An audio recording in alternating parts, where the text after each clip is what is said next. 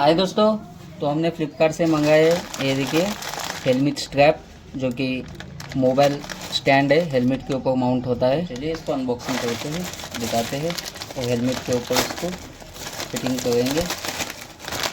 Blogging करने में आसानी होगी दोस्तों, क्योंकि ये क्या होता है ना, बाइक चलाते समय आपको अगर कोई नज़ारा अच्छा लगा तो आप बाइक साइड लोगे, फिर मोबाइल निकालोगे, फिर वीडियो बनाओगे। तो उससे अच्छा है कि हेलमेट के ऊपर स्टैंड माउंट करके रखेंगे तो मोबाइल उसके ऊपर रहेगा, तो पूरा वीडियो बनते रहेगा। हमको जो अच्छा लगेगा, जो अच्छा नहीं लगेगा वो भी रिकॉर्ड होगा, हम कट करके अपना वीडियो जो है बना सकते हैं। तो चलिए दोस्तों, हेलमेट के ऊपर फिटिंग करते हैं। कुछ इस प्रकार से आता है। पहले इसको असेंबल कर लेते हैं। कटवा बनवा